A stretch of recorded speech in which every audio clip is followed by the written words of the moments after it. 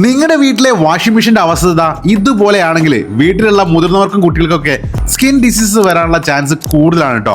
സാധാരണ നമ്മുടെ വീട്ടിലൊക്കെ ടെക്നീഷ്യൻസ് വരുമ്പോൾ നോർമൽ ആയിട്ടാണ് വാഷിംഗ് ചെയ്യുന്നതെങ്കിൽ ഇവർ ഡീറ്റെയിൽഡ് ആയിട്ടാണ് നമ്മുടെ വാഷിംഗ് മെഷീൻ ക്ലീൻ ചെയ്യുന്നത് കേട്ടോ.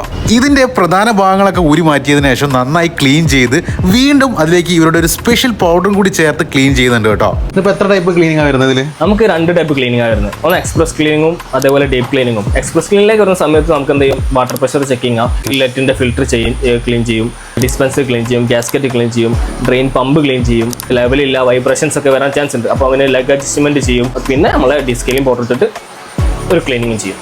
അതാണ് എക്സ്പ്രസ് ക്ലീനിൽ വരുന്നത്. അപ്പോൾ ഈ ഒരു ഡിസ്കെയിലിംഗ് പൗഡർ വെച്ചിട്ടാണ് ഈ ഒരു വാഷിംഗ് മെഷീൻ മൊത്തം അവർ ക്ലീൻ ചെയ്യുന്നത് കേട്ടോ. ഇത് സത്യം പറഞ്ഞാൽ ശരിക്കും 2 മാസം കൂടുമ്പോൾ ക്ലീൻ ചെയ്യണം അല്ലേ?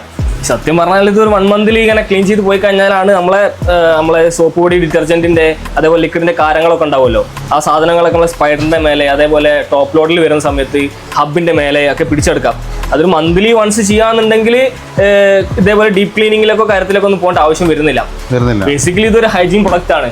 നമ്മള് കസ്റ്റമർ അല്ലെ വീട്ടിലെ അമ്മമാരെന്ത് ചെയ്യും, നേരെ വാഷിംഗ് മെഷീനിൽ ഡ്രസ്സ് എടുത്ത് കൊണ്ടിടും, വാഷ് ചെയ്യും, നേരെ എടുക്കും, സ്പിൻ ചെയ്ത് ഉണങ്ങി കിട്ടും, അത് നേരെ എടുത്ത് ഉണക്കിടും. അതേപോലെ ഇത് ക്ലീനിങ്ങോ അതേപോലെ ജസ്റ്റ് വാഷിംഗ് കഴിഞ്ഞ് കഴിഞ്ഞാൽ ഒരു 1 മിനിറ്റ് അറ്റ്ലീസ്റ്റ് 2 മിനിറ്റ്സ് എന്ത് ചെയ്യണം, ഇത് ഓപ്പൺ ചെയ്ത്, കാരണം ഇതിലെ മോയ്സ്ചറും കാര്യങ്ങളൊക്കെ പോകാൻ വേണ്ടിയിട്ട്. ഇതൊന്നും നമ്മൾ ചെയ്യൂല. അത് നമ്മൾ ക്ലോസ് ചെയ്തിടും, പിന്നെ തിരിച്ച് പിറ്റേന്ന് വരും, നേരെ ഡ്രസ്സ് എടുത്തിടും.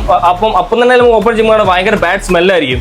അതേപോലെ ഇതിൽ ഫംഗസ്, ബാക്ടീരിയ, ജേംസ് സാധനങ്ങളൊക്കെ ഉണ്ടാവും. ആ സാധനങ്ങളൊക്കെ എന്ത് ചെയ്യാൻ പറ്റും, നമുക്ക് നമ്മൾ ഡിസ്കെയിലിംഗ് പൗഡർ ഉപയോഗിച്ച് കഴിഞ്ഞാൽ ഒഴിവാക്കാൻ പറ്റും. പക്ഷെ എന്ത് ചെയ്യണം, മന്ത്ലി വൺസ് ചെയ്യും വേണം.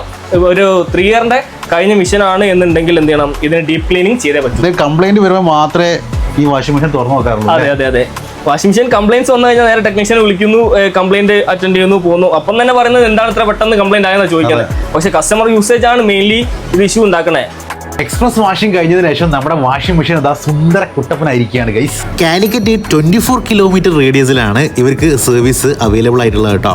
ഫിക്സെയിൽ ആപ്പ് ഡൗൺലോഡ് ചെയ്താണ് ഞാൻ ഇവരുടെ സർവീസ് ബുക്ക് ചെയ്തിട്ടുണ്ടായിരുന്നത്. വർക്ക് ഷെഡ്യൂൾ ചെയ്ത് വളരെ പെട്ടെന്ന് തന്നെ ഇവർ നമ്മുടെ വീട്ടിൽ എത്തിയിട്ടുണ്ടായിരുന്നു കേട്ടോ. വാഷിംഗ് മെഷീന് വേണ്ടിയുള്ള ഇവരുടെ എക്സ്പ്രസ് ക്ലീനിങ് ആണ് നമ്മൾ ബുക്ക് ചെയ്തിട്ടുണ്ടായിരുന്നത്.